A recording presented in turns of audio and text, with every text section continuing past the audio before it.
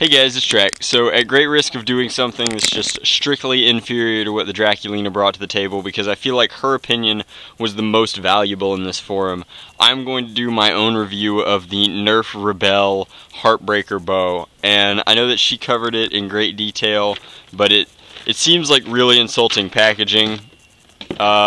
The world already has so few female nerfers between younger female nerfers, NIC female nerfers, and HVZ female nerfers, with HVZ being the strongest demographic, but it's upsetting how few, just how dichotomous the percentage is. Anyway, like, you can see from the back of this packaging that it's pretty sexist, as opposed to just traditional Nerf, like, win the game, capture the flag. You're playing with a toy dart blaster. This is all about, like, making your mark with poise and power and attitude, and how you can accessorize and all of this nonsense. And it just seems like really sexist. I think that Hasbro is better than that, and I challenge them to do better in the future. On the front, we have nonsense about how the darts are collectible, whereas elite darts are all the same. Like, female nerfers do not want to collect different darts. I'm sorry, that's just how it is. They want to use their darts in their blaster to shoot their sisters or brothers or whatever. Anyhow, let's talk about the blaster itself. The blaster has a somewhat small handle, which is to be expected as it's targeted at a different demographic. The blaster has a 5-dart storage rack on top, which is removable. I don't really like the dart storage rack, but it's cool because it is in-strike compatible, which means that you could use it with anything. If you like dart storage, if you want to use it in the future to make an accessory, this would be an excellent platform to build on. You have 5 darts in the top, and then you can store 1 in the barrel.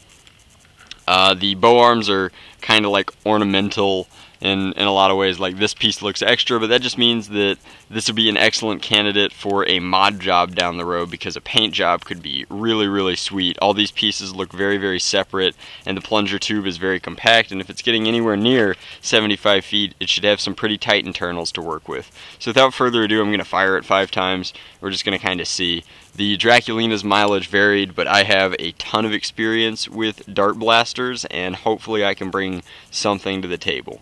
Anyway, there's a rubber stopper here so that when this elastic, which is very flimsy, comes back into play, it doesn't slam hard plastic against hard plastic and you're not cracking your ABS. So it looks like as you pull, there's absolutely no draw on the bow from here to here, and then in this last inch or so, you are priming until you see this green indicator telling you that you are at the end of your plunger rod. So I'm just going to fire at this tree first, and it's important to keep this level.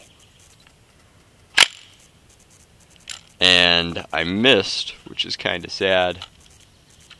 And that's strange. My bowstring went all the way around, but... So it's not bad, it has reasonable performance, it's just... I'm getting a lot of dart dip, and I think that it's a neat blaster. I wish it was a little bit larger. And I wish it weren't so terribly sexist. Now, that's not just the Heartbreaker bow. Like, we stood in the Toys R Us for a little while and we looked at all of the blasters in this line, this Rebelle line, and the Draculina just mentioned, why do I have to be a rebel? Why can't I just be a rebel?